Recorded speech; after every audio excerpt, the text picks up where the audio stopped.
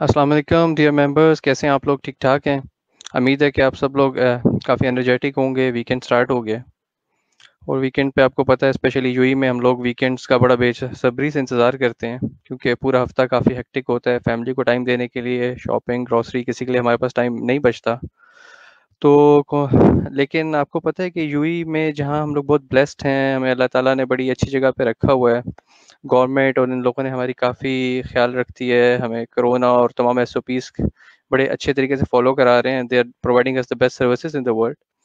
लेकिन स्टिल आपको पता है पूरी दुनिया में एक दिल का अर्जा एक ऐसी बीमारी है जो बहुत ज़्यादा फैल रही है, और इसकी वजह बेसिकली लाइफस्टाइल और इन चीज़ों से ज़्यादा इम्पेक्टेड है हम लोगों की ईटिंग हैबिट। स्पेशली जो हम लोग सब कॉन्टिनेंट के लोग हैं, ख़ासतौर पे पाकिस्तान के लोग, हम लोग बहुत ज़्यादा चिकने खाने और ये सब कुछ खाते हैं। तो हमने सोचा क्यों ना कि हम लोग किसी कार्डियोलॉजिस्ट से बात करें और इन चीज़ों पे डिस्कशन करें कि हम लोग अपने आप को कैसे फिट रख सकते हैं, हार्ट की अर्ली इंडिकेशंस क्या होती हैं, और हमें किस तरह अपने आप को इस तरीके से आगे मेंटेन करना है ताकि हम लोग लॉन्ग रन में एक हेल्दी लाइफस्टाइल गुजार सकें।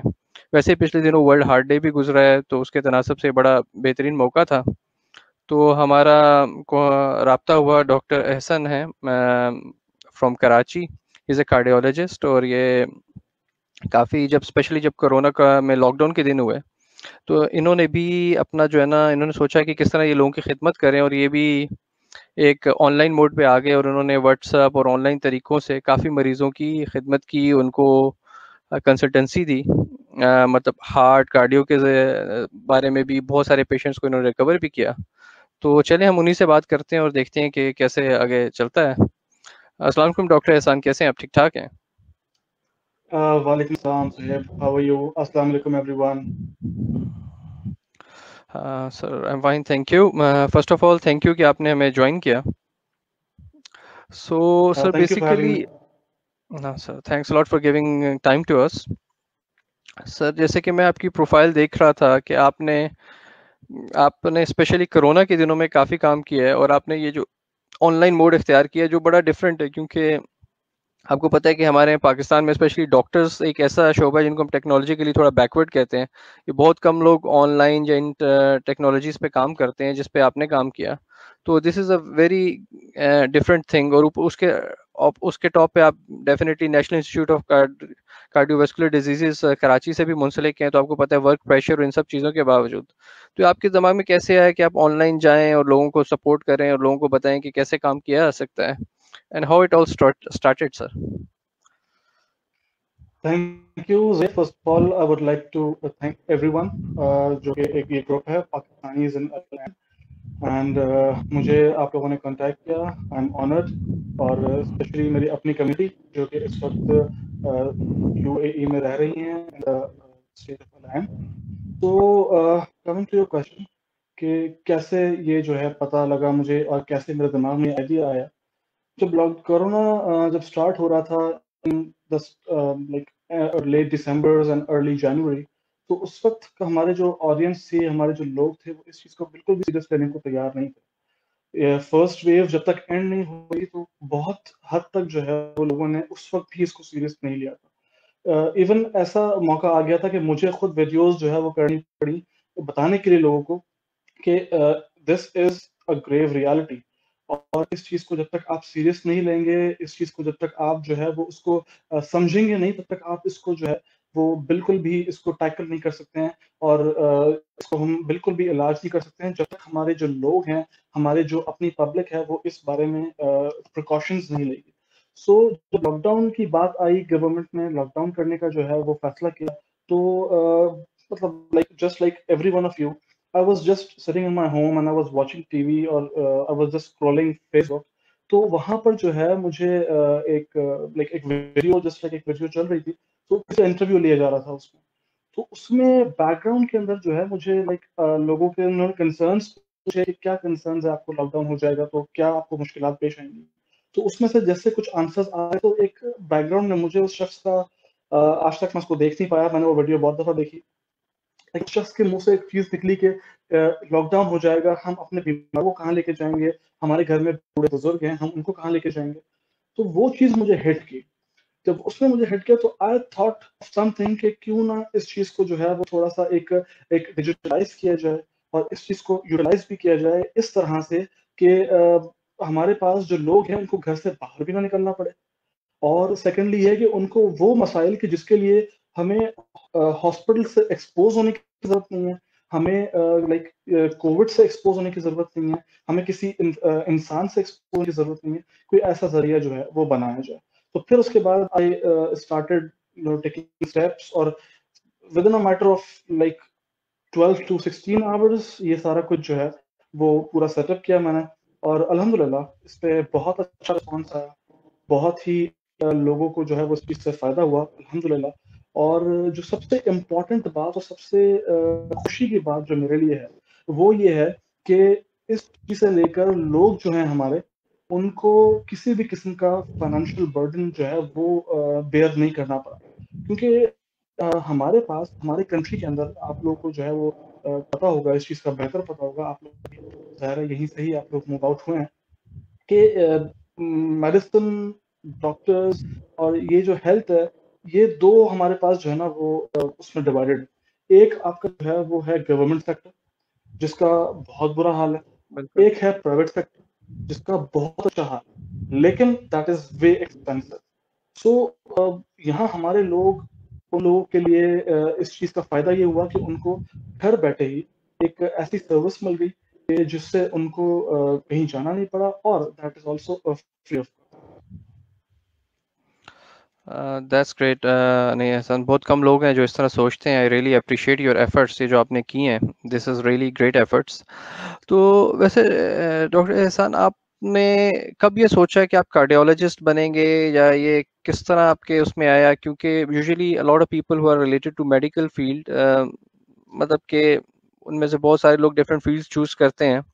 Cardiology is one of the fields, I have seen a lot of cardiologist, but मतलब कि एक इंस्पायरेशन होती है कि why you want to specialise in cardiology, why you want to do it. I know it's a field of internal medicine in the end, but when you thought, and आप वैसे हमारे नाज़रीन को थोड़ा सा बताएंगे कि आफ्टर 4 years ऑफ एमबीबीएस क्या प्रोसीजर है to be a cardiologist, just for a little bit of knowledge. Okay, so first of all I would like to correct, it's Hasan Mustafa. I heard. Oh, secondly I'm sorry. ये no no problem. Secondly ये कि मैं कब मुझे cardiologist बनने का शौक हुआ, देखें when I was doing my MBBS, so उस वक्त तक मुझ समय जितने भी लोग होते हैं उनमें से किसी को भी ये आइडिया नहीं होता है कि उनको आगे जाके क्या बनना है। नंबर वन, कि क्या बनना है और वो क्या बन सकते हैं, ये दो अलग अलग चीजें। हमारे लोग एमबीबीएस के फर्स्ट ईयर में आके जो है वो उनका ख्वाब होता है हम न्यूरो सर्जन बनेंगे, हम कार्डियोथोरेसिक सर्जन बनेंगे। लेकिन जब वो आगे जाते हैं, आगे जाके उनको जो है वो ग्राउंड रियलिटीज का पता लगता है, तो फिर बहुत सारे लोग रिट्रैक्ट कर जाते हैं। तो मेरा भी इसी तरह से कोई ऐसा कोई खास स्पेशलिटी मेरी जो है उस वक्त मैं चूज नहीं कर पाया था कि मुझे क्या बनना है या क्या नहीं बनना। लेकिन as I like reached my final year और मेरी हाउस जॉब शुरू हुई, तो वहां जाके मुझे when I got into interaction with patients, real life patients, तो मुझे ये चीज थोड़ी सी फील होना शुरू हुई कि कहाँ पर जो है वो आप लोगों की इस तरह मदद कर सकते हैं कि आप उनकी जान बचा सकते हैं। आपको एक इमीडिएट एक आप डिफरेंस पैदा कर सके लोगों की लाइफ के। तो जो कार्डियोलॉजी थी that was the benchmark, the top most field के जिसके अंदर आपका जो है वो आप किसी की जिंदगी में डिफरेंस पैदा कर सकते हैं। और as you all know कि it is the number one cause of death in the world और it is also preventable। तो वहाँ पर उसके अलावा एक और बहुत इंपॉर्टेंट जो कि मेरा अपना पर्सनल उसमें साइड था, वो ये था कि आई am actually high energy person.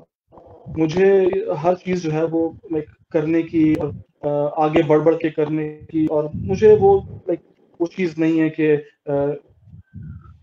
हल्का काम ले लें या आप जो है वो जल्दी से काम करके फारिग हो जाएं। I stay at hospitals like over over time भी मैं रुक रहा होता हूँ, अपनी ड्यूटी आवर्स के बाद भी मैं रुक रहा होता हूँ for the sake of patients या अगर किसी का काम है। तो मुझे अल्लाह ताला ने ये मेरे दिल में डाला कि मुझे इस फील्ड में जाना चाहिए। और फिर ये है कि रास्ते बनाते गए अल्लाह ताला, बनते गए और मैं फिर आगे जो है वो जाता गया। रिगार्डिंग जो आपका क्वेश्चन था कि प्रोसीजर क्या है इसका, प्रोसीजर देखें, फर्स्ट ऑफ ऑल तो आपको 5 years एमबीबीएस करना है।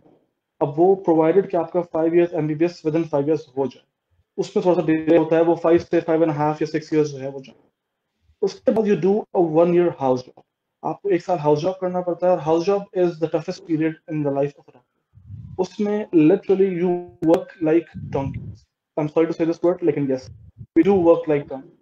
और उसके बाद जब आपको like you are eligible to practise, आपको जो है वो लाइसेंस मिल जाता है, then you have to pass a test, an exam, जिसको कहा गया है कि one of the most difficult exams in the field of medicine, जिसको हम पाकिस्तान का जो है जो उसके अंदर है FCPS, of college of physicians and surgeons Pakistan, like FCPS। उसमें फिर ये है कि दो फील्ड्स हैं, लाइक ब्रॉडर फील्ड्स अगर देखा जाए, तो एक one is the medicine, the other one is the surgery.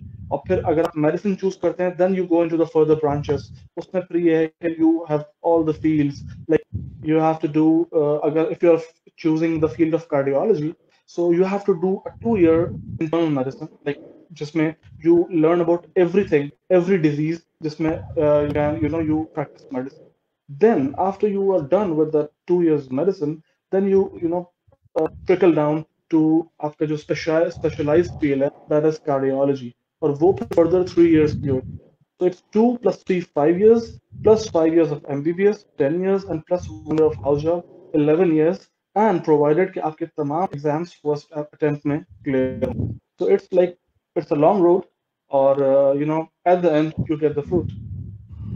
That's great. That's great.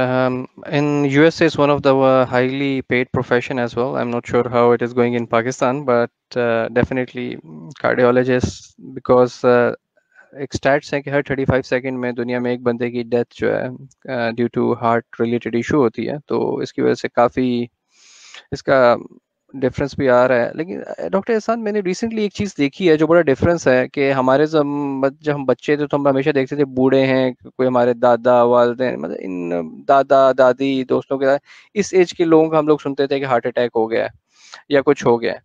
लेकिन अभी रिसेंटली बड़ा चेंज आया है जब हम लोग देखते हैं कि जी, मतलब कि मेरे से छोटे बंदे, मेरे जितने, और साइलेंट हार्ट अटैक्स और ये चीज़ें बहुत बढ़ गई हैं, स्पेशली यूएई की जहाँ पे हमारा लाइफस्टाइल ज़रा थोड़ा ज़्यादा स्टैटिक है।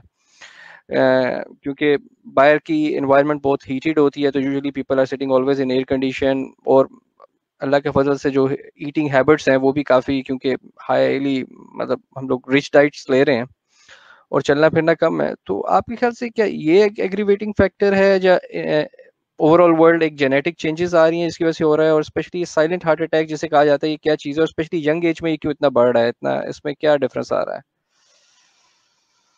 Right. Zahid, you're right, और जो है बहुत सारे फैक्टर्स हैं इसके अंदर कि दैट कंट्रीब्यूट टू ये जो ट्रांसफॉर्मेशन हुई है ऑफ हार्ट डिजीजेस, जो कि लाइक 50 years बैक जो उसमें जो प्रेवलेंस थी हार्ट डिजीज की तब, और अब तो after like the 21st century. I'd like to emphasize on the fact कि बहुत सारी ऐसी चीजें हैं in addition to what you mentioned, like sedentary lifestyle एक जो है वो बहुत ही important factor है. You not move, your body clogs up all those different types of bad cholesterol. आपकी जो है वो वेसल्स में जाके क्लॉग इन हो जाती हैं, और फिर आहिस्ता आहिस्ता आहिस्ता आहिस्ता ये जो है वो सप्लाई आपके हार्ट को जो है वो स्टॉप करती हैं, श्रिंक करती हैं, एंड देन फाइनली जो एक इसका आफ्टरमाथ है, जो हार्ट अटैक जो है वो उसमें होता है। उसके अलावा बहुत सारे कंट्रीब्यूटिंग फैक्टर्स हैं, जस्ट लाइक स्मोकिंग एक बहुत बड़ा फैक्टर है जिसको हम लोग ओवरलुक कर जाते हैं हमारे सोसाइटी के अंदर। इन द 30-40 years स्मोकिंग को बहुत ग्लैमराइज किया गया, स्मोकिंग को बहुत ज़्यादा जो है वो प्रमोट किया गया through different medias and things like that, और उससे ये हुआ है कि हमारे जो लोग हैं उसमें इसकी एक एडिक्शन बढ़ी है। Smoking by itself, it causes all types of cancers, number one. Number two, it increases your chances of having uh, a silent heart attack or a sudden heart attack. Number three, what smoking causes, it जो elasticity होती है आपके lungs के अंदर, इस वजह से you take the breath in, your chest comes out, and you have a good breath, that you lose that, वो आपका एक stiff lung हो जाता है, तो आप फिर क्या करते हो, आप सांस के भी प्रॉब्लम्स आपको होना शुरू हो जाते हैं, जब सांस के प्रॉब्लम्स होना शुरू हो जाते हैं तो आपको ऑक्सीजन कम हो जाती है बॉडी से। जब ऑक्सीजन कम होती है तो आपका हार्ट कंसंट्रेट करने के लिए it pumps faster and faster and faster. उससे क्या होता है कि आपके हार्ट की जो सप्लाई है वो इंक्रीज हो जाती है, लाइक डिक्रीज होती है, और आपकी डिमांड बढ़ जाती है because it is overworking. So when it is overworking, you are not getting enough oxygen, what happens? Your heart becomes weak. When it becomes weak, it is very able to to get a heart attack. अच्छा, यहाँ पर मैं एक चीज बड़ी important clarify करना चाहता हूँ उन लोगों के लिए कि जो हार्ट फेल और हार्ट अटैक को नहीं समझ पाते। These are two different things. Heart fail होना या हार्ट अटैक आना, इसमें एक बहुत वाज़ेह फर्क है। Just for example, you have a pipeline in your house जिसमें से पानी जा रहा है, और वो पाइपलाइन सडनली या ग्रेजुअली स्टॉप हो जाती है, आगे लाइक पानी नहीं जा रहा। तो दैट थिंग जो कि आपकी blood to the heart, the vessels that supply blood to the heart अचानक से स्टॉप हो जाए, जहां वो ब्लड सप्लाई कर रहा है वो जगह it stop contracting. This is heart attack. इसको हम बोलते हैं हार्ट अटैक या myocardial infarction. This is one reason कि जो जगह कंट्रैक्ट नहीं कर पाती वहां का ब्लड अपनी जगह रुका रहता है, आगे नहीं जा पाता, एंड द पर्सन डाइज या व्हाटएवर इसका जो कॉम्प्लिकेशन होते हैं। सेकंड थिंग जो कि हार्ट फेल होना, इसको कहते हैं ना कि हार्ट जो है वो, एक इंसान है, एक पेशेंट है, उसका हार्ट फेल हो गया, वो क्या होता है? वो that is a slow and gradual process. उसमें आपके हार्ट की पंपिंग अगर यूं है तो इट स्लोली एंड ग्रेजुअली ये वीक हो जाएगी, प्रॉपरली हार्ट का ब्लड पंप नहीं होगा। जब पंप नहीं होगा हार्ट का ब्लड, तो वो that goes back into your, okay, और जब वहां जाता है then you get difficulty in breathing. So जो हार्ट पेशेंट्स हैं वो दो तरह से प्रेजेंट करते हैं। एक, चेस्ट पेन, दर्द होना। सेकंड, सांस का होना, सांस नहीं ले पाना, चलने में सांस होना, रात के टाइम पे सांस होना। तो ये दो अलग अलग एंटिटीज हैं जो कि हार्ट के पेशेंट्स में हो सकती हैं, और ये दोनों बहुत ही खतरनाक हैं। Coming back to your question, जो मैंने आपको दो फैक्टर्स बताए, एक तो सेडेंटरी लाइफस्टाइल, सेकंड आपका स्मोकिंग। दो और फैक्टर्स हैं इसके जो कि हमारे पास इसको हम कह सकते हैं कि नॉन मॉडिफाइबल है, जिसमें आप कुछ नहीं कर सकते। उसमें से एक है द मेल जेंडर। मैं और आप जो मर्द हजरात हैं, उनमें हार्ट के जो प्रॉब्लम्स हैं उनके होने के चांसेस फीमेल्स के मुकाबले में डबल से भी ज्यादा होते हैं। ठीक है, तो हम लोग तो वैसे ही एट रिस्क हैं।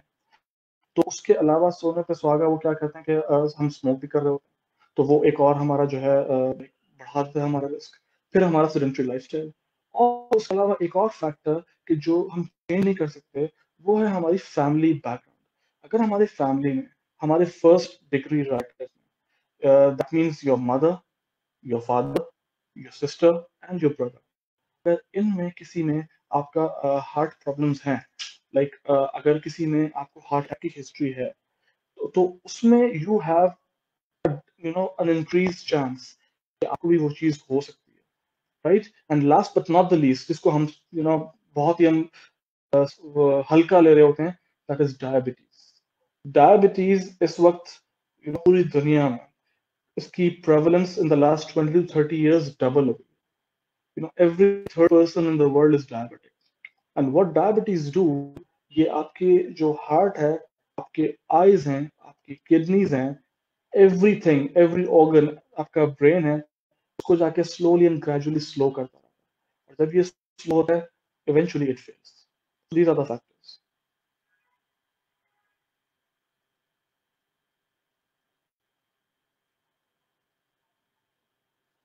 Oh, sorry. Actually, I was on mute and I was trying to speak.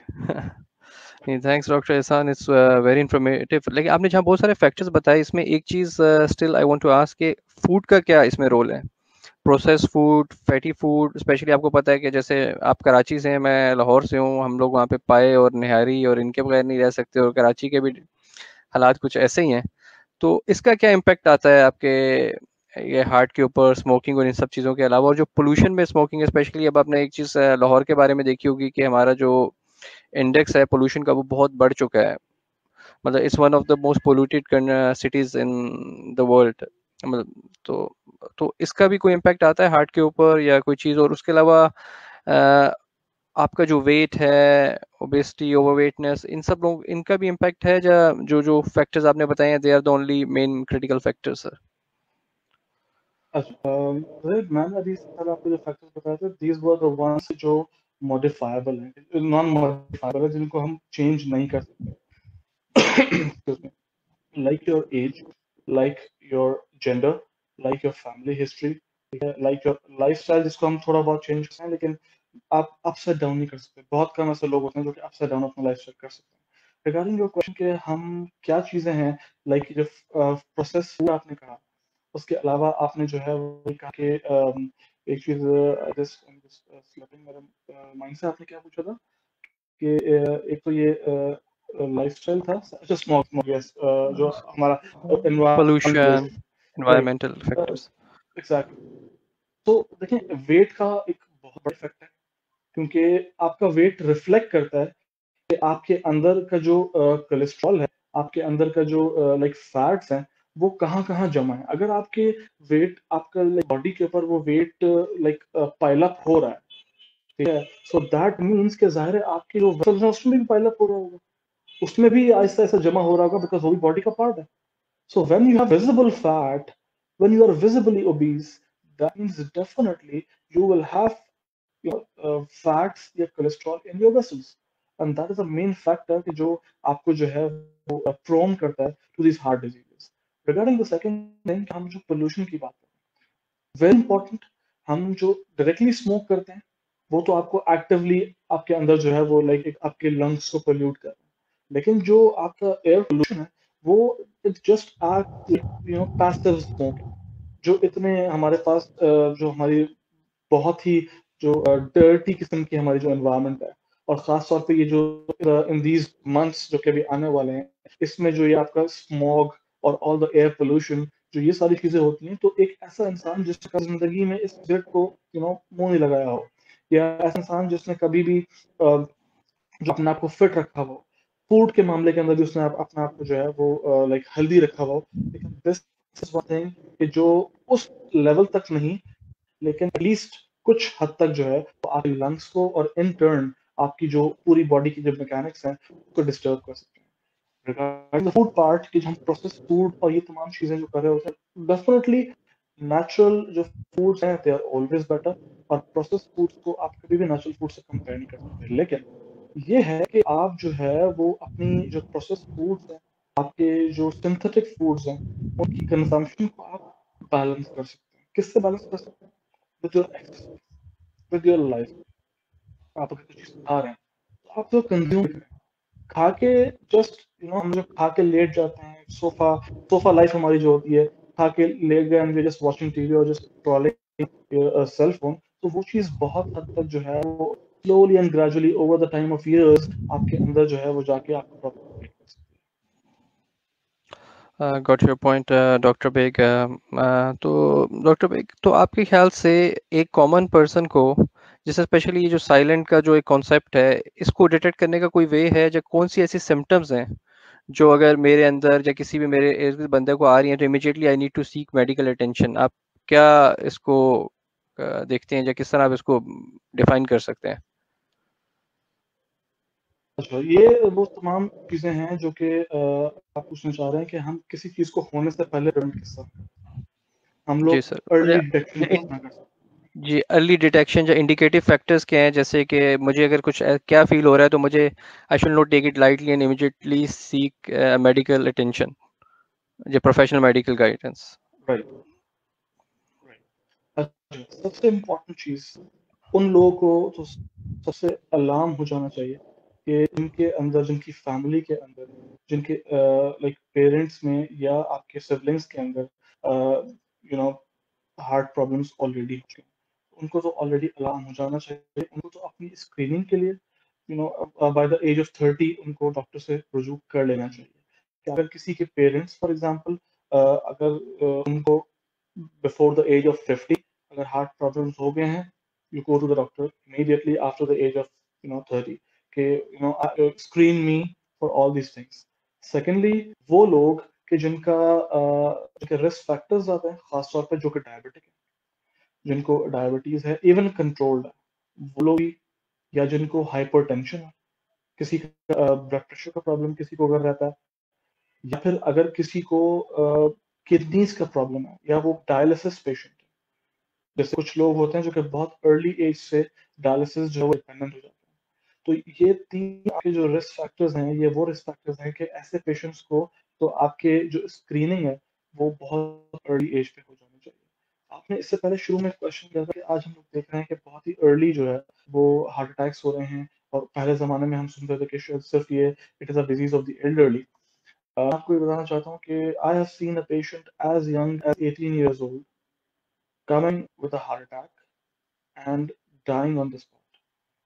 Oh my Or yes, he didn't have any, risk factor. Like he was not a smoker. He had a good, healthy lifestyle. अब वो अलग बात है कि we go into retrospective and we start and उसको evaluate करने की कोशिश करें कि और क्या चीज थी। कोई ऐसी डिजीज तो नहीं थी जो कि बचपन से लोगों में होती है।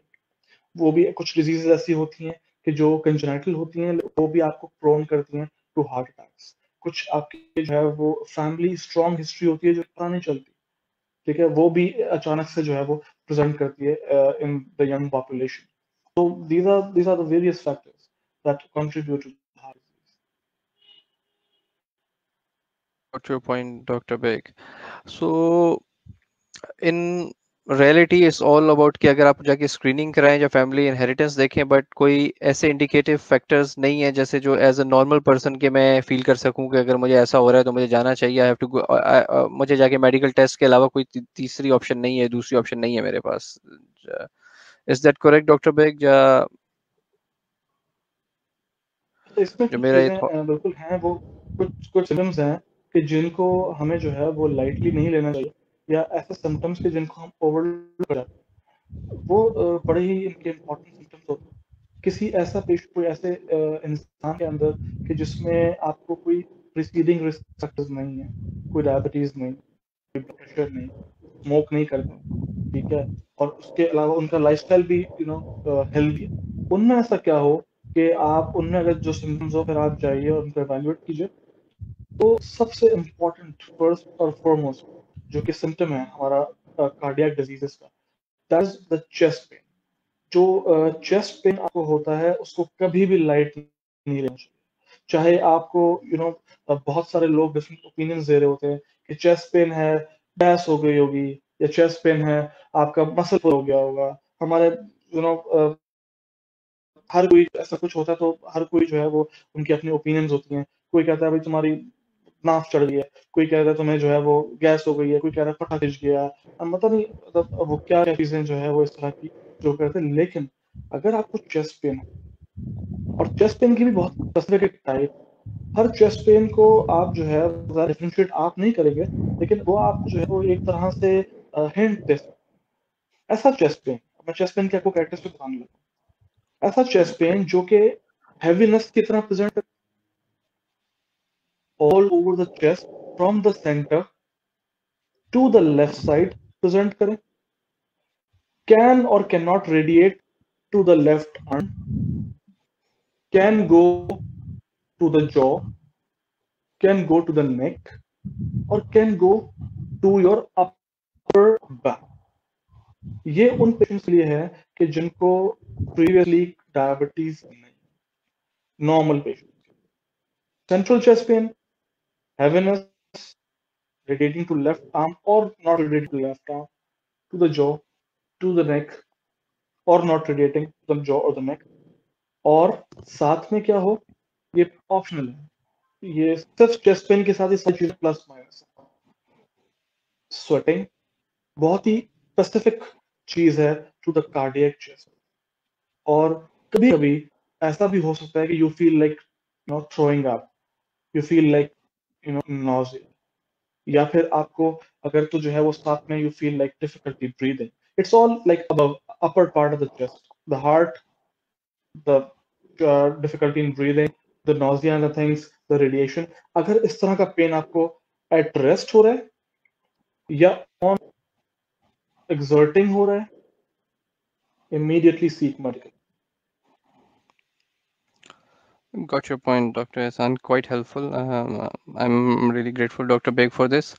तो डॉक्टर बेग, वैसे जैसे अब इसके अंदर भी एक मल्टीपल चीज़ें होती हैं, ईसीजी होता है, थेलियम होता है, इकोकार्डियोग्राम होता है, ये क्या चीज़ें हैं, इनमें क्या डिफरेंस है और ये डॉक्टर्स किस स्टेज पे या किस हिसाब से सजेस्ट करते हैं उनको, किस मतलब कि is it something which is preventive or is it something which is diagnostic, या क्या है इनका सबका रोल? राइट। अच्छा, ये जो सारी आपने जो तीन नाम लिए, one is ECG, echocardiogram and thallium, ठीक है, इसमें साथ में आप एक और चीज ऐड कर दीजिएगा, एंजियोग्राफी, और प्लस साथ में एंजियोप्लास्टी। ये जो मॉड्यूल आपकी जो मोडालिटीज हैं, ये डिफरेंट चीजों को देखने के लिए होती है। मैं आपको सिर्फ एक ऊपर से एक ओवरव्यू देता हूँ, ज़्यादा सब चीज डिटेल में समझाने के लिए we need a week live sessions. लेकिन ये है कि just to get an overview, ताकि लोगों को एक आइडिया हो जाए डेफिनेटली कि सर। डॉक्टर ये क्यों करवा रहे हैं, ये टेस्ट करवाने का फायदा क्या है। सबसे बेसिक, नॉन एक्सपेंसिव और रेडिली अवेलेबल जो आपका टेस्ट होता है, दैट इज द ईसीजी। जो ईसीजी है, that is the tracing of your heart, though it is one of the most difficult things to interpret ECG, ठीक है। लेकिन जो आपका ईसीजी है, that gives you a hell lot of information. ECG आपको major heart attacks 100% detect कर सकती है, माइनर हार्ट अटैक्स को हिंट कर सकती है। साथ में अगर कोई इलेक्ट्रिकल एबनॉर्मलिटी है, जैसे पेशेंट्स होते हैं कि जिनको फास्ट हार्ट बीट होती है या स्लो हार्ट बीट होती है या पाउंडिंग सेंसेशन होती है, ये वो तमाम चीजें हैं कि जिसको जो ईसीजी के अंदर आ सकती है, ईसीजी के अंदर आप उसको देख सकते हैं। तो any patient with a chest pain should go for ECG, no other questions, right? ECG is the first and the foremost। आप जाके डॉक्टर आपको जो है वो ECG करवाएंगे, देखेंगे। अगर उनको कुछ उसमें शक होगा कि राइट कुछ और करवाने की भी जरूरत है, then he will go for a blood test, जिसको हम बोलते हैं ट्रोपोनिन आई। ये बड़ी सेंसिटिव ब्लड टेस्ट है टू द हार्ट अटैक। अगर तो वो चीज आपको जो ब्लड टेस्ट पॉजिटिव आता है with an ECG findings, so that means you have a major और माइनर हार्ट अटैक, ठीक है। तो ईसीजी इसमें बहुत इंपॉर्टेंट चीज है। रिगार्डिंग द सेकंड थिंग, जिसको हम बोलते हैं एकोकार्डियोग्राम, ओके। अगर हमने ईसीजी, हमने हार्ट की इलेक्ट्रिकल एक्टिविटी देखी थी, तो जो एकोकार्डियोग्राम है वो है हमारे हार्ट की मैकेनिकल एक्टिविटी देखने के लिए। ईसीजी ने हार्ट का करंट को रिकॉर्ड किया, तो जो एकोकार्डियोग्राम है वो बाहर से हार्ट को देखता है कि ये पंप किस तरह कर रहा है। फिजिकल एक चीज है, इसका काम ब्लड पंप करना है, तो वो पंप किस तरह करता है, वो आपका जो है वो एकोकार्डियोग्राम वो उसको मेजर करता है। आपका echocardiogram is very helpful in patients के जिनको हार्ट अटैक हो चुका होता है, या ऐसे पेशेंट्स के जिनमें जो आपका हार्ट है वो कम काम कर रहा होता है, इसकी वजह से patient go breathless and have difficulty in exerting and doing things। और एकोकार्डियोग्राम आपका, अगर आपके वाल्व में कोई मसला है, वाल्व कहते हैं जो हार्ट के, जो आपके जो चेम्बर्स है उसके बीच के दरवाजे। हमारे जो लेमन टर्मिनोलॉजीज है, वो जो लोग हैं वो वाल्व को समझते हैं कि ये जो दो वाल्व बंद हैं, तीन वाल्व बंद हैं, दीज आर वेसल्स। जो हार्ट को, जो मैंने आपको बताया था, पाइप की एग्जांपल दी थी कि जिसमें ब्लड जा रहा होता है टू द हार्ट, उनको वाल्व हमारे आम जुबान में बोला जाता है, हालांकि वो वाल्व नहीं, वो नसें होती हैं या वेसल्स होती हैं। सो जो रियल वेल्स होते हैं हार्ट के, दोज आर द वंस कि जिसमें आपके चेम्बर्स के बीच में दरवाजे होते हैं। अगर तो वो नैरो हो जाए तो भी आपको ब्लड के आने जाने में प्रॉब्लम्स होती हैं, जिसकी वजह से आपका हार्ट प्रॉपरली काम नहीं कर पाता। So echocardiogram is a mechanical evaluation of the heart. Third is the thallium scan, जिसको हम एमपीएस भी बोलते हैं, myocardial perfusion scan. As the name indicates, myocardial perfusion scan, ये आपका हार्ट का मायोकार्डियम, जो कि हार्ट का मसल होता है, परफ्यूजन देख रहा होता है कि उसमें ब्लड इवनली डिस्ट्रीब्यूटेड है या नहीं।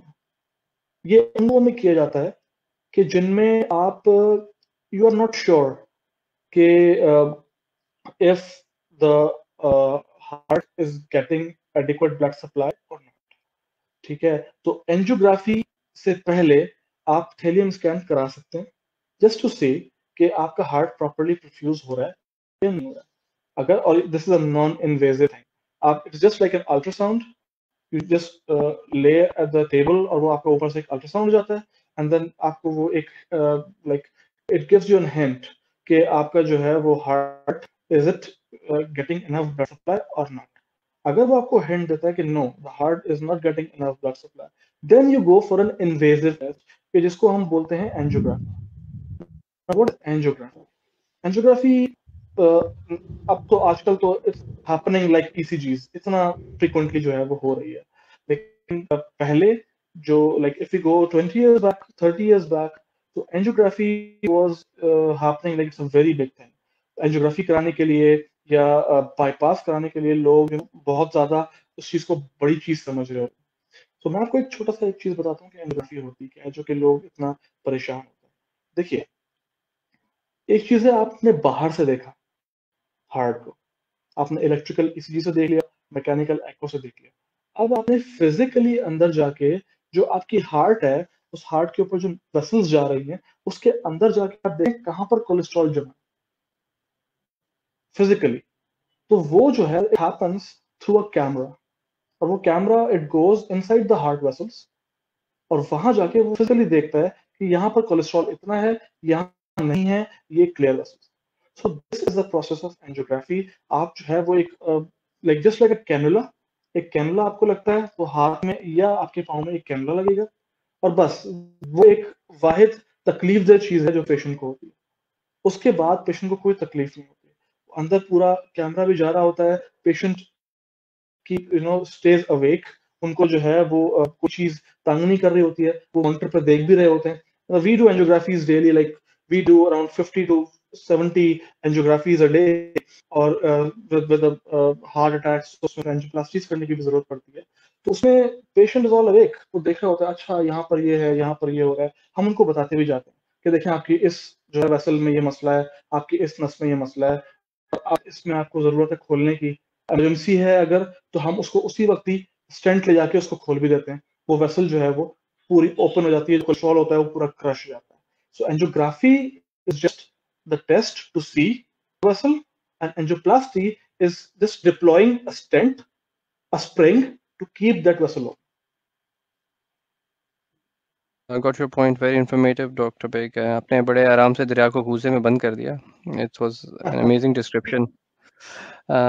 So actually हमारा ये पूछ रही हैं कि जो डायबिटीज़ के पेशेंट होते हैं वो अपने ऑर्गन्स को सेफ और हेल्दी रखने के लिए क्या करें, स्पेशली हार्ट और किडनीज को। और उन्हीं का दूसरा क्वेश्चन ये है कि स्पेशली यूई के अंदर हमें विटामिन डी डेफिशिएंसी का बहुत ज़्यादा इशू है, क्या उसका कोई इंटरलिंक्ड इम्पैक्ट होता है हार्ट के ऊपर या नहीं होता? राइट, वेरी गुड क्वेश्चन हमारा। और मैं आपको बताना चाहता हूँ कि सबसे पहले चीज कि diabetes by itself is a disease के अगर तो वो कंट्रोल्ड है, even then it affects your kidneys and the heart. Okay, so आपने वो पेशेंट्स जो कि डायबिटीज हैं, उनको बहुत ही स्ट्रिक्ट सर्वेलेंस पे रखना पड़ता है, उनको रहना पड़ता है, उनको बहुत ही लाइक फॉलोअप्स अच्छे रहने पड़ते हैं अपने नेफ्रोलॉजिस्ट के पास, अपने ऑफ्थल्मोलॉजिस्ट के पास, अपने कार्डियोलॉजिस्ट के पास। ठीक है, जो कि उनको रेगुलरली एनुअली या बाय एनुअली जो है वो उनको स्क्रीन करते हैं to see if their kidneys are fine, if their heart is fine, if their other organs are fine. So diabetes can affect your heart and kidneys. The only thing, the one thing you can do, और जिसका सबसे ज्यादा फायदा है, is to control your sugars well. And by controlling your sugars well, I do not mean to go very strict into your sugars. Like आपकी अगर normal value आपकी random की is like 100 to 180 for example, तो आपने कर दी मैं 60 रखती हूँ, मैं 70 रखती हूँ ताकि मेरी और सही हो जाए। नहीं, low sugars can kill you, high sugars can not. High sugars will kill you slowly and gradually, but low sugars can kill you immediately, because उसमें आपकी फिर ब्रेन डेथ फॉर्म हो जाती है। So you have to control the sugar, but not very strictly, keep it the range. Number one. Number two, जो उन्होंने question किया about vitamin D deficiency. Vitamin D deficiency के ऊपर ग्रोइंग रिसर्चेस हो रही हैं, उसके इफेक्ट्स डिफरेंट हमारे ऑर्गन के ऊपर जो है वो आ रहे हैं। इसी का एक इफेक्ट जो कि आपके उस पे है, हार्ट पे, it has an effect. Definitely it has an effect because it is one of the hormones को एक्टिवेट करने में कैल्शियम की मेटाबॉलिज्म में बहुत इंपॉर्टेंट है। और कैल्शियम एक डायरेक्टली आपका जो है वो इन्वॉल्व है इन जो आपका electrical activity of the heart. So vitamin D has a role to play. और यू मेंशन कि यूएई में लोगों का कम होता है। आप पाकिस्तान आइए, पाकिस्तान में 50 to 60% population they don't get proper sunlight because covered clothes होते हैं सब कुछ। so they don't get proper sunlight और इसकी वजह से फिर जो है वो लोगों को ये सारी प्रॉब्लम जो है वो हो रही होती हैं। so keep your vitamin D in check and replace। Got your point. एक और क्वेश्चन डॉक्टर बेग आया है नुमान तारिक की तरफ से। वो पूछ रहे हैं कि पाकिस्तान में हार्ट ट्रांसप्लांट का सक्सेस रेट क्या है और बेंटल प्रोसीजर का सक्सेस रेट क्या है अगर डॉक्टर बेंटल प्रोसीजर पे जाते हैं। ऑनेस्टली मुझे बेंटल प्रोसीजर का नहीं पता what is this, but that's what it is written, BENTAL। अच्छा देखिए डिफरेंट आपके जो है वो ऑपरेशन है और जो तमाम जो आपके जो कार्डियक सर्जरीज हैं definitely they are high. It involve life and death. तो आपके जो आपके कार्डियक ट्रांसप्लांट है पाकिस्तान डॉक्टर में बेग कार्डियक आपकी आवाज ट्रांसप्लांट थोड़ी सी कट रही है, अगर आप रिपीट करेंगे। आपकी हेलो आवाज कट गई थी। Hello can you hear me? जी अभी ठीक है बिल्कुल आपकी आवाज। Okay right. मैं ये कहना चाह रहा था कि जितनी भी cardiac surgeries they are life threatening because obviously life and death का मामला होता है इसमें as compare to other surgeries जो कि आपके जिसमें बहुत कम आपका जो है वो rate of complication. Even if आप जो सर्जरीज हैं स्कॉट फ्री कर दें, आपके जो कॉम्प्लिकेशन के रेट हैं वो कम हो जाए, इवन देन आपका जो है वो उसमें कॉम्प्लिकेशन हो सकती है। रिगार्डिंग द क्वेश्चन कि cardiac transplant and Mandal procedure उसका क्या कॉम्प्लिकेशन है, देखिए cardiac transplant Pakistan is one of those countries के जहाँ पर कार्डियक ट्रांसप्लांट्स अब जो है वो इतना ट्राई नहीं हुए हैं। ठीक है बिकॉज हमारे पास एक तो एक प्रॉपर जो डोनर्स है उनका लाइक एक प्रॉपर वो आपका वो नहीं बना हुआ, रजिस्ट्रीज नहीं है। जस्ट लाइक आपका जो NHS या यूके या आपका जो स्टेट्स का जो सिस्टम है कि वहाँ पर एक प्रॉपर आपके पास एक ऑर्गन डोनर्स की और ये तमाम चीज़ों की वो होती है, उसको सेव कर सकते हैं। Then as you know patient comes तो आप उसको जो है उसमें वो लगा सकते हैं। तो यहाँ पर अभी फिलहाल वो सिस्टम थोड़ा सा लैक कर रहा है। लेकिन यस अभी रिसेंटली लाइक 2 days बैक जो national institute of cardiovascular disease जहाँ पर I work, it is the biggest cardiac centre in the world जहाँ पर आपकी एंजियोग्राफीज एंड एंजियोप्लास्टीज हो रही हैं। Like a recent article I just red, इतनी सक्सेसफुल और इतनी ज्यादा हो रही हैं इस वक्त दुनिया में कहीं पर भी इतनी ज्यादा नहीं हो रही। तो यहाँ पर भी ऐसा अटेम्प्ट होने वाला है बहुत जल्दी, सारी चीजें अभी शुरू हो जाएंगी। सो व्हेन इट विल स्टार्ट तो फिर जाहिर है उस पर डेटा इकट्ठा होगा, फिर वो तमाम चीजें होंगी कि कितना सेफ है कितना नहीं है। लेकिन डेफिनेटली एक ट्रांसप्लांट का procedure as compare to others dangerous है, लेकिन by itself it depends upon the expertise of the surgeon and the condition of the patient के उसकी condition. Got your point doctor Baig आपकी वॉइस और वीडियो दोनों struck हो रही है at the moment. I don't know कि क्या हुआ है। डॉक्टर ओके बेग आप मुझे सुन सक रहे हैं? यस आपको सुन सकता हूँ बिल्कुल। जी जी आपकी आवाज़ आ रही है लेकिन आपकी वीडियो स्ट्रक है। Anyways we can continue. तो सर एक और क्वेश्चन ये है कि हार्ट पेशेंट्स को कोविड-19 की सिचुएशन में कोई स्पेशल प्रिकॉशंस की ज़रूरत है या it's same as any one of else या हम लोगों को जो है। देखिए कार्डियक पेशेंट्स जो हैं वो ऑलरेडी कोविड-19 के अंदर एक इफेक्ट होते हैं तो वो इंक्रीज रिस्क पे होते हैं because already they have week heart. Already उनकी बॉडी जो है वो उस वीक हार्ट के सर्वाइव कर रही होती है। ओके सो अगर तो किसी को कोविड हो जाता है, देखिए कोविड अगेन थोड़ा सा जो है वो समझने की बात है कि अराउंड 80% एक रफ जो 80% ऑफ कोविड उसमें the person only gets mild flu and nothing else. It goes away like a normal जो फ्लू हमें सालों साल होता रहता है और इट गोज लाइक दैट। ठीक है, लेकिन सिर्फ एक इम्पॉर्टेंट चीज कोविड के बारे में वो ये है कि उसमें हम दूसरों को स्प्रेड ना करें, इट इज वेरी कंटेजियस। तो हम दूसरों को स्प्रेड ना करें, सिर्फ उस चीज का ख्याल करना है, वरना मेजॉरिटी हमारे जो लोग हैं, खास तौर पे इन पाकिस्तान, तो बड़ा ही जो हमारे सक्सेस रेट्स हैं, हमारे पास जो आपके जो ट्रांसमिशन रेट्स हैं, वो बहुत कम है और बहुत ही अच्छा कंट्रोल हुआ है हमारे पास। लेकिन वो पेशेंट्स, जो 20% ऑफ पेशेंट्स जो रहते हैं, वो कोविड पेशेंट जो कि सिवियर इलनेस की तरफ जाते हैं, वो पेशेंट्स के जिनको निमोनिया होता है, या वो पेशेंट्स जो कि दैट को हॉस्पिटलाइज्ड या जो वेंटिलेटर्स पे जाते हैं, उनमें डेफिनेटली आप हार्ट और लंग, ये दो ऐसे ऑर्गन्स हैं कि जो कि फर्स्ट एंड फॉरमोस्ट अफेक्ट होते हैं।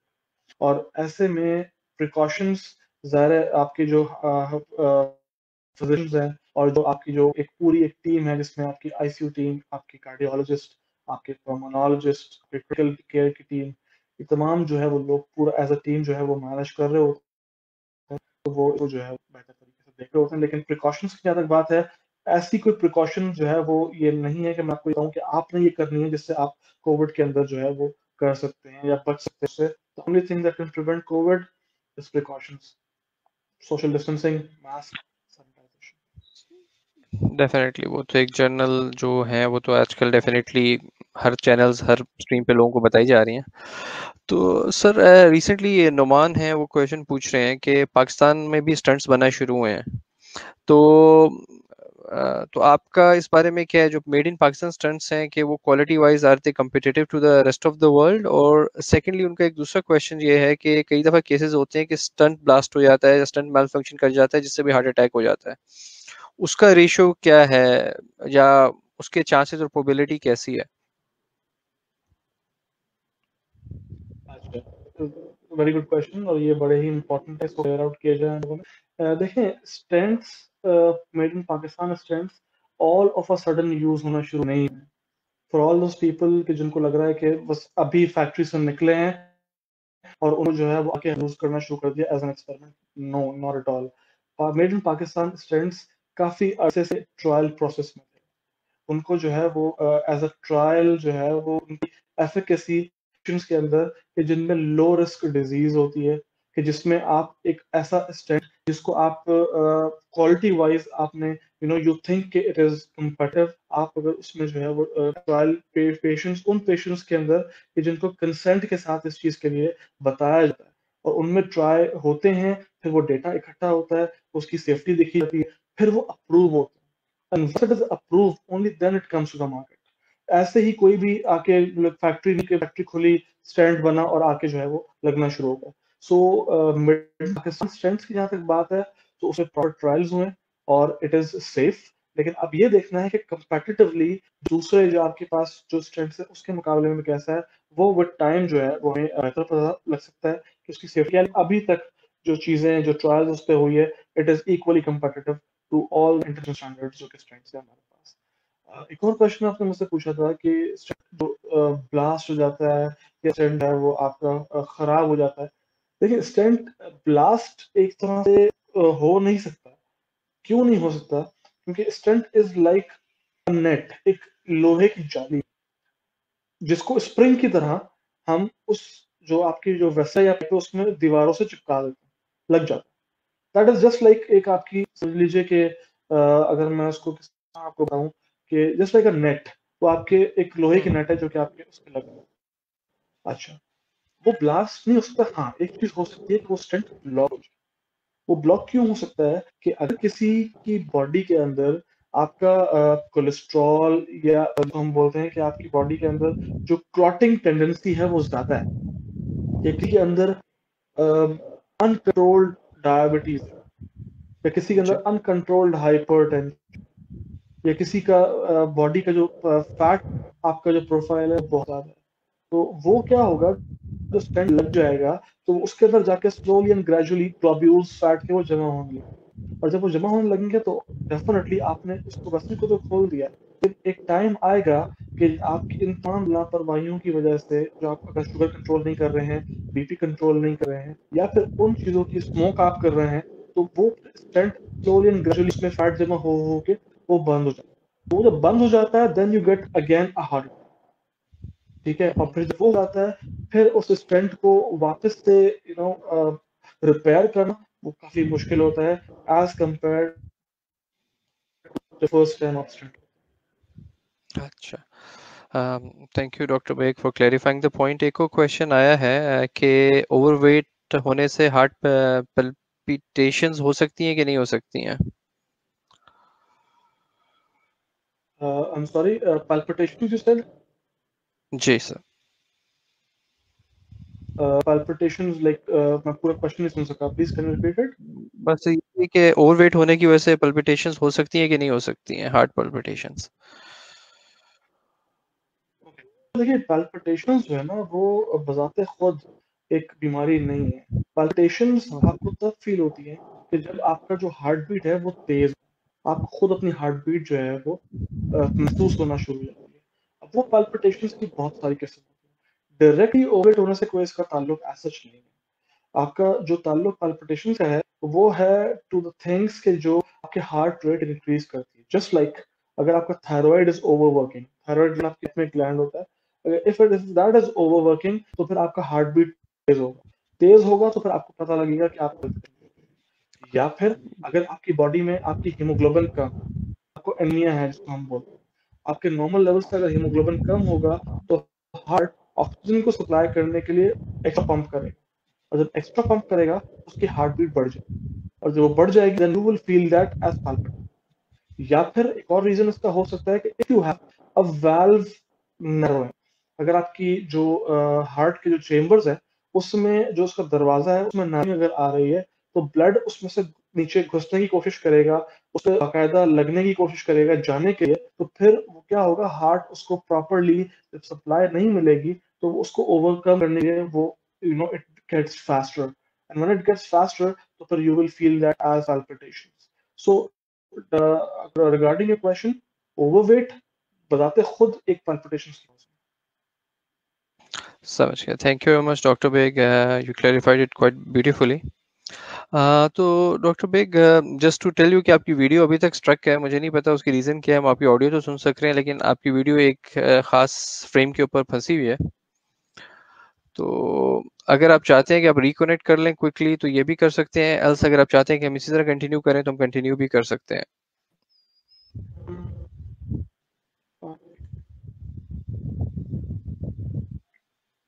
can you see me now? जी सर, आपकी जो पिक्चर है वो फंसी हुई है, हम आपकी पिक्चर नहीं देख सक रहे, मतलब कि आपकी एक पुराने एक फ्रेम के ऊपर पिक्चर फंसी हुई है। अगर आप दोबारा से रिकनेक्ट करना चाहते हैं। जी सर, अभी आपका वीडियो चल पड़ी है। अब देखिए मैंने जरा, ओके ओके जी सर, राइट। अभी चल पड़ी। अच्छा सर, एक और क्वेश्चन आया क्विकली से, कि जो पेस मेकर्स हैं उनका क्या रोल है और उसके लिए क्या प्रिकॉशंस की जरूरत है अगर आप पेस मेकर यूज कर रहे हैं सर? राइट, देखिए मेरे पेसमेकर नुमान एक की तरफ से चीज है जिसको हम क्वेश्चन है। बैटरी बोलते हैं। और हम्म। जी जी, गुड क्वेश्चन। एक पेसमेकर ऐसी चीज है जिसको हम बैटरी बोलते हैं आम जबान के अंदर, और इसकी बहुत सारी टाइप्स होती हैं। लेकिन जो मोस्ट कॉमनली हम जो बैटरी लगा रहे होते हैं वो उस सूरत में लगा रहे होते हैं कि जब आपकी जो हार्ट बीट है वो कम हो जाती है और इतनी लो हो जाती है कि आप प्रॉपरली आपका सप्लाई नहीं कर पाते, तो उसमें आप क्या करते हैं, एक बैटरी लगा के बाहर से एक्स्ट्रा बीट्स आप दे रहे होते हैं ताकि वो एक प्रॉपर रेट जो है वो मेंटेन करे। तो पेस मेकर इसलिए लगाया जाता है। It's like a small battery at the front of the chest, आपके स्किन में लगता है। लोग जो है वो सालों साल उसके साथ जो है वो देखते हैं, वेरी हेल्दी जो है वो। तो प्रिकॉशंस है जो पेस मेकर के लिए हम जो है वो बताते हैं आम लोगों को। एक तो नंबर वन जो वो ये है कि आप उस जो बैटरी है ज़ाहिर है मेटल की चीज़ है, तो आप एक मेटल जो वॉक थ्रू गेट है आप अंदर से नहीं जा सकते, ठीक है, because it will have deflect. Battery लगाने के बाद आप कोशिश कीजिए एक्सट्रीम हीट वाली जगह से या एक्सट्रीम हीट करीब ज़्यादा देर ना खड़े, बिकॉज वो हीट की वजह से आपकी जो बैटरी है, जस्ट लाइक सेल्स जो होते हैं उसमें भी सेल लगा हुआ है, सेल जो है वो अगर आप हीट देंगे तो वो कैन ब्लास्ट और थिंग्स लाइक दैट, वो डिफॉर्म हो सकता है या उसकी बैटरी हो सकती है, तो ये चीज़ हो सकती है। अच्छा, रेडिएशन का बड़ा इफेक्ट होता है इसका। तो ये भी हम कहते हैं कि जो प्रिकॉशंस हम दे रहे होते हैं कि अगर आप आमतौर पे बैटरी आपकी left side of the chest की जो स्किन है उस पर लग रही होती है, आमतौर उस साइड के ऊपर आप देर तक mobile phone use, radio waves होती हैं वो उसकी जो ट्रांसमिशन है उसमें थोड़ा सा जो है ना वो ब्लॉकेज ला रही होती है या उसमें इंटरप्ट कर रही होती है। तो इस कान से जो लेफ्ट जिस साइड पे पेसमेकर लगा है, हम कोशिश करते हैं, हम कहते हैं कि हमसे ज्यादा देर तक बात ना करें। शुरू में जब पेसमेकर लग जाता है तो उसमें शुरू के कुछ माह तक हम कहते हैं कि उस करवट पे भी ना सोइए, ठीक है। और उस पे फिर ज़ाहिर है जब आपको उस पे आप करवट पे सोते हैं तो आपका थोड़ा सा उस पे जोर पड़ता है, स्टिच भी आप जो है वो प्रॉपर्ली स्किन पूरी हील नहीं हो पाती है, तो पेसमेकर का वायर हिल सकता है, तो फिर आपकी जो है वो प्रॉपर आपकी पेसिंग हार्ट है वो डिस्टर्ब हो सकती है, ठीक है। और उसके अलावा दूसरी चीज़ ये है कि आप मैग्नेट को अपने करीब ना लेके आइए। Just like the walk to grades होते हैं उसमें मैग्नेट लगे होते हैं, एक हाई मैग्नेटिक फील्ड होती है, तो आप मैग्नेट उसके करीब ना लेके आइए। आप एमआरआई उसमें जो है वो नहीं करा सकते आमतौर पर, लेकिन आजकल जो है वो एमआरआई कंपैटिबल बैटरीज है पेसमेकर आना शुरू हो गए। तो अगर तो आपका एमआरआई कंपैटिबल है, only then you can go for an MRI. अगर if it is not MRI compatible, if it is done like 5 years back, उससे पहले अगर जो है वो आपको लगी है, आपको पेसमेकर लगा है, तो फिर वो एमआरआई कंपैटिबल जो है वो नहीं होता, तो you can not go for an MRI as well. Got your point doctor Baig. So doctor Baig, असल में एक और चीज़ बड़ी मार्केट में इन होती है, एक होता है बाईपास जिसे हम लोग कहते हैं, और एक होती है एंजियोप्लास्टी या प्लास्टी, जिसके बारे में आप ऑलरेडी बता चुके हैं। लेकिन क्या सिचुएशन है जब आपको इन दोनों में से कौन सी चीज़ प्रेफर करनी चाहिए? When you should go for bypass, when should go for angioplasty? क्या एक फैक्टर होता है जिस पे डॉक्टर ये डिसीजन लेता है, या एक पेशेंट को ये डिसीजन लेना चाहिए कि इन दोनों में से क्या चीज़ बेहतर है उनके लिए? ओके, अगर मैं ये कहूँ कि इस पूरे प्रोग्राम को अगर मैं एक क्वेश्चन में अगर सम अप कर दूँ ना, वो ये क्वेश्चन कि अगर ये चीज़ मैं कन्वे कर दूँ लोगों तक तो मेरा इस टॉक का मकसद पूरा होता है। क्योंकि ये बहुत ही इम्पोर्टेंट क्वेश्चन है। एक इंतहाई एक कंफ्यूजिंग जो है वो ये चीज़ है, और लोगों को ये चीज़ जानने की बहुत ज़रूरत है। क्योंकि हमारे पास अब आजकल जो है, और ज़्यादा पहले भी लोग इस चीज़ को लेकर बहुत कन्फ्यूज़ थे कि एंजियोप्लास्टी क्या होता है? बाईपास क्या होता है? क्या कराना बेहतर है? बाईपास को कि बड़ा ऑपरेशन समझा जाता है, तो वो नहीं कराना चाहिए। एंजियोप्लास्टी क्योंकि ईज़ी वे आउट है, वो करवा दिया जाए। तो ये कुछ कन्फ्यूजन्स हैं जो मैं आज जो है वो कोशिश करूँगा कि क्लियर हो जाए। अगर मैं क्लियर करने में कामयाब हो गया, फिर दैट मीन्स कि आई एम सक्सेसफुल। ओके, देखिए एक्सक्यूज़ मी। सबसे पहले मैं आपको जो है वो ये बताना चाहूँगा एंजियोप्लास्टी होती क्या है? एंजियोप्लास्टी वो होती है कि अगर आपकी जो हार्ट का वेसल या आपका जो नस है, उस नस में 3 नसें होती हैं, 3 वाल्व होते हैं। हार्ट की जो कहते हैं ना तीनों वॉल्व बंद है, तो मतलब ये है कि 3 होते हैं, तीनों बंद है, तीनों में ब्लॉकेज। तो 3 आपके जो है वो हार्ट के मेन वेसल्स होते हैं। अगर किसी एक में प्रॉब्लम, ठीक है, ए में आपका कोलेस्ट्रॉल जमा हुआ है और वो उसकी वजह से अंदर ब्लड जाने की जगह नहीं है, तो उसमें हम कोशिश करते हैं कि अंदर आप छोटा-सा कैम लेके जाएँ और वहाँ पर आप स्टेंट लगा दें, स्प्रिंग लगा दें, ताकि वो खुल जाए। सक्सेसफुल भी रहता है, कोई मसला नहीं होता, क्योंकि बाकी जो 2 वाल्व्स हैं वो सही काम कर रहे होते हैं। और इन केस अगर तो स्टेंट आपका अल्लाह ना करे बंद भी हो जाए, ठीक है, फिर आपके जो दूसरे जो 2 वाल्व्स हैं वो काम कर रहे होते हैं, और आप जो है वो उस वक़्त आपका हार्ट एकदम से काम करना छोड़ेगा नहीं। अच्छा, ये एंजियोप्लास्टी हो गई। तो एंजियोप्लास्टी किन पेशेंट्स के अंदर फीज़िबल है, किन पेशेंट्स के अंदर आपको एंजियोप्लास्टी जो है उसकी तरफ ज़्यादा जाना चाहिए, ठीक है। और अगेन ये तमाम बातें बताने का मकसद इन द एंड ये है कि आपका जो डॉक्टर आपको जो चीज़ें प्रिस्क्राइब करते हैं कि आपके लिए एंजियोप्लास्टी बेहतर है या बाईपास बेहतर है, always listen to that, because उनको ये चीज़ ज़्यादा बेहतर पता होती है। लेकिन मैं आपको जो बता रहा हूँ it's just for your own information, ताकि आपको एक इसकी अवेयरनेस हो। ओके, सो एंजियोप्लास्टी उन पेशेंट्स में फीज़िबल होती है, उन पेशेंट्स में एक अच्छा ऑप्शन होती है कि जिसमें 3 में से 1 या 2 जो वाल्व्स होते हैं, उनमें जो है वो प्रॉब्लम। सो आपके पास अगर तो अल्लाह ना करे वो दोनों भी बंद हो जाएँ वाल्व्स, तो तीसरा आपका जो है वो उस वक़्त के लिए कि जब आप जाके जितना टाइम में आप वो स्टेंट को जाके दोबारा खोल सकें, वो एक आपका जो है काम कर रहा है। लेकिन अगर तीनों में मसला है, आपने 3 में स्टेंट लगा दिया और अल्लाह ना करे मतलब से 1 इन 10,000 या 1 इन लाख का चांस है कि तीनों एक साथ बंद हो जाएँ, तो फिर आपको सेकंड्स का टाइम नहीं मिलेगा। Your heart gets stuck, you go. So इस तरह एक तो ये चीज, और ये रिकमेंडेड भी नहीं है कि हम जो है वो तीनों को एक साथ और तीनों को स्टेंट लगाएं। इस सूरत हाल के अंदर कि जिसमें आपके तीनों आपके इन्वॉल्व होते हैं, या उन तीन में से एक जो आपकी वेसल होती है, इसको हम मेन वेसल बोलते हैं, तीन में से भी एक मेन होती है जो कि आपके हार्ट का मेन सप्लाई होती है। अगर तो उसमें डिजीज है, उसमें मेजर डिजीज है और बाकी थोड़ी बड़ी डिजीज है, तो उसमें हम कोशिश ये करते हैं कि हम बाईपास की तरफ जाए। बाईपास क्या होता है, बड़ा इंपॉर्टेंट चीज है आप लोगों को जानने के लिए कि हम जो कहते हैं ना बाईपास, बाईपास का मतलब ये होता है कि आपका जो हार्ट है उसमें से एक एक बड़ी एक नस निकल रही होती है जो कि पूरी बॉडी को ब्लड सप्लाई करती है, हार्ट को खुद भी सप्लाई करती है।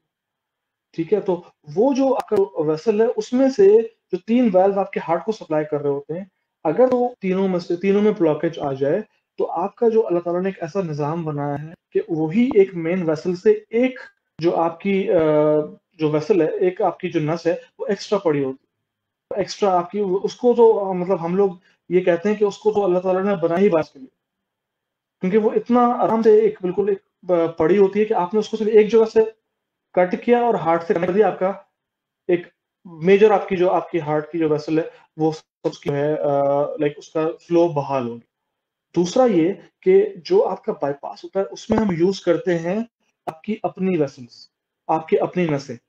वो नसें आपकी पाँव से निकली जाती है, जैसे पाँव जो बाईपास वाले होते हैं उनमें पाँव में से हम एक जो है वेन जो है वो निकाल रहे होते हैं, तो वो निकाल कर उसको हम बाईपास करते हैं बड़ी वेसल से, वो वेसल के जहां पर डिजीज, तो आपका जो ब्लड है वो बड़ी वेसल से डायरेक्टली हार्ट को पहुंचा, इसको बोलते हैं कि हमने उन वेसल को बाईपास किया। इसलिए इसको हम बोलते हैं कि बाईपास कॉरोनरी आर्टरी या हार्ट की आर्टरी बाईपास ग्राफ्ट, कि हमने बाईपास किया, ग्राफ्ट बोलते हैं जो कि हमने वेन ली, इसलिए इसका नाम CABG, या अगर हम आम टर्मिनोलॉजी में इसको बोलें तो बाईपास जो है वो बोला जाता है। तो ऐसे मरीज के जिनमें तीनों आपके वेल्व का मसला है, ऐसे मरीज के जिसमें डायबिटीज भी है, और ऐसे मरीज कि जिसमें एक नहीं मुख्तलिफ जगहों पर ब्लड है, तो ऐसे मरीजों के बाईपास इज द बेस्ट। है एक बड़ा operation, got it. I agree with you, लेकिन उसमें ये है कि अगर तो वो प्रॉपरली लाइक अच्छा ऑपरेशन हो जाता है, सक्सेस ऑपरेशन हो जाता है, बिकॉज बाईपास का भी आपका जो सक्सेस रेट है दैट इज 99% आजकल, विद ऑल दिस आज प्रॉपरली। तो अगर 99% का सक्सेस रेट हो जाता है, then you have at least 10 to 15 years added to your bypass. तो अगर यही चीज आप एंजियोप्लास्टी की बात करते हैं, मैं एंजियोप्लास्टी एक वेसल की बात नहीं करूंगा, मैं तीनों की बात करूंगा कि कंपेयर हम इक्वली करें, तो बाईपास वर्सेस आपके जो तीनों स्टेंट्स, तो वो जो है आपकी जो लाइफ है वो उसमें कंपैरेटिवली बाईपास से कम होती है सेफ्टी प्रोफाइल के हवाले से। Got your point sir. Just last question आपसे doctor Baig, in case stents की वैसे एक लाइफ क्या होती है? जैसे स्टंट एक डेफिनेटली एक एक्सटर्नल ऑब्जेक्ट है जब इंजेक्ट कर रहे हैं, तो is there any life which is related to दो स्टंट्स? के स्टंट जो होता है वो maybe the one stent will work for 5 years, 10 years, 20 years, और after that you have to go for a change, या it's a lifetime thing? Very good question, very common question है। अच्छा, stent जो है ना वो आपके होती तो एक फॉरेन ऑब्जेक्ट ही, एक मेटल होता है, लेकिन जब वो आपके वेसल में लग जाता है उसके बाद चाहे स्टेंट लगे या बाईपास हो, आपने कुछ मेडिसिन लेनी है जिनको हम हार्ट की दवाइयां बोलते हैं, कुछ ब्लड थिनर्स होते हैं, जैसे एक आप एस्पिरिन ले रहे होते हैं, कहते हैं ना कि हार्ट पेशेंट को एस्पिरिन लाजमी लेना होता है, हार्ट पेशेंट्स को और जो ब्लड थिनर्स है वो लाजमी लेना होता है। तो ये जो ब्लड थिनर्स हैं इनका मकसद क्या होता है? इनका मकसद ये होता है कि आपके जो स्टेंट या ग्राफ्ट लगा हुआ है आपके हार्ट, उसके अंदर कोई चीज जाके क्लॉट, वो बंद ना हो। और अगर आप अपनी ये मेडिसिन है ये कंटिन्यू लेते रहेंगे तो कुछ टाइम तक तो ये आपका एक फॉरेन बॉडी के तौर पे ही एक्ट करेगा, लेकिन उसके बाद it becomes a part of your vessel, आपके उस वेसल का एक ही पार्ट ओपन हो जाएगा, तो ये उसका फिर पार्ट बन, और जब ये पार्ट बन जाएगा तो फिर आपकी जो इसे बंद होने के चांसेस हैं वो बहुत कम हो जाएंगे।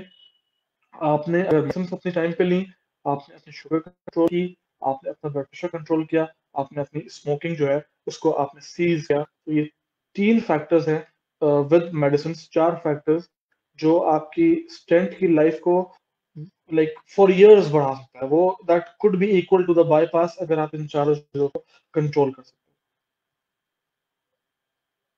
Got your point doctor Baig. Doctor Baig, thanks a lot for your time. आपने अपने कीमती वक्त में से हमारे लिए वक्त निकाला और आपने हमारे मेंबर्स को काफ़ी इंफॉर्मेटिव चीज़ें बताई, बहुत सारी ऐसी मालूमात दी जो एक कॉमन बंदे के क्वेश्चंस थे उसके दिमाग में, जो शायद वो डॉक्टर से पूछते हुए शायद करता होगा, या डायरेक्टली आपको पता है डॉक्टर के पास जब आपका विजिट होता है आप इतने कम्प्रिहेंसिव भी नहीं हो सकते कई दफ़ा। सोशल मीडिया का यही बेनिफिट है कि you can ask and you can talk about the things without even thinking about any other dynamics. तो सर यही सोचते हुए हम thanks a lot for your time. Sir आप कोई लास्ट मैसेज देना चाहते हैं हमारे मेंबर्स को बिफोर लिविंग? हैं। बिल्कुल, definitely thank you for the words. मैं आप लोगों को ये चीज़ जो है वो बताना चाहूँगा, इन्फॉर्म करना चाहूँगा कि मैं और मेरा जो व्हाट्सएप पोर्टल है, जो कि मेरे पेज पे मौजूद है, सबके लिए ऑल द टाइम ओपन है। You can access me directly उस पे जो है, you know, through WhatsApp for any query any time. और अभी भी आई एम एक्चुअली जो है वो consulting like at least 50 to 60 new COVID cases a day, and overall at least 100 to 200 new patients a day. थोड़ा सा मुश्किल होता है लेकिन you know I am managing it. और आप सब लोग जो है वो बिल्कुल बिला झिझक मुझसे जब चाहे कनेक्ट कर सकते हैं। And regarding all those people living in Al Ain, I am really thankful to you. You guys are an asset for Pakistan, and you know Pakistan misses you. और आई होप कि पाकिस्तान बहुत जल्दी जो है वो इस तरह इतना डेवलपिंग हो जाए कि आप जो है वो सब you come back to Pakistan, and Pakistanis, you are also Pakistanis, and I love you. Thank you very much, Dr. Hassan, for your kind words and thank you very much for your time. I'm really grateful कि आपने हमें time दिया और मैं आपका WhatsApp number और आपके page का लिंक शेयर कर दूंगा अपने मेंबर्स के साथ, तो अगर किसी ने आपसे रब्ता करना होगा तो डेफिनेटली आपसे रब्ता कर सकेंगे। इसके साथ ही तमाम मेंबर्स, शुक्रिया आप लोगों ने हमें सुना। ये इसकी रिकॉर्डिंग आपको पता है पेज पे मौजूद है, आपने जो भी आप कभी भी इसको अपने टाइम पे दोबारा सुन सकते हैं।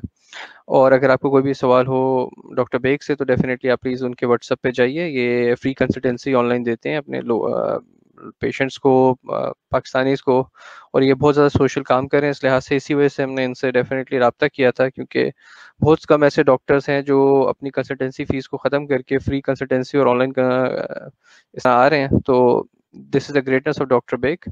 सो अपना बाकी, अब मुझे पता है इट्स अ वीकेंड, आप लोग अपना एंजॉय कर रहे होंगे, तो please continue taking enjoying and be sure कि आप लोग सारी कोविड प्रिकॉशंस और जो भी रूल्स एंड रेगुलेशंस मुत्तहदा अरब अमारात की हुकूमत ने हमारे लिए यहाँ पे सेट किए हैं, अब उनका प्लीज़ पूरा ख्याल रखें, क्योंकि वो तमाम असूल, तमाम रूल्स हमारी अपनी हिफाजत के लिए हैं। और मैं हमेशा कहता हूँ कि हम लोग लकी हैं, दुनिया के बहुत कम ऐसे ममालिक हैं जहाँ पे कोविड की इतनी ज़बरदस्त प्रिकॉशंस हो रही हैं, इतना कम रेशो है और इतनी अच्छी टेस्टिंग है। तो और उसके अलावा अगर अल्लाह ना करे किसी को कोविड हो जाए तो जो इलाज की सहूलियात भी मैसर हैं यहाँ पे सबको, वो शायद ही दुनिया के बहुत कम ममालिक में है। तो प्लीज़ हुकूमत की दी हुई इन फैसिलिटीज़ का पूरा फ़ायदा उठाएं, लेकिन साथ ही हुकूमत के बताए हुए तमाम असूलों पर अमल करें। प्लीज़ कोई रूल ब्रेक ना करें। हाउस पार्टीज़ और किसी किस्म की भी पार्टीज़ पाबंदी है। आप तमाम मुत्तहदा अरब अमारात के असूलों का ख्याल रखिए। अपना बहुत ख्याल रखिएगा तमाम। Have a nice weekend. Take care. अल्लाह हाफ़िज़।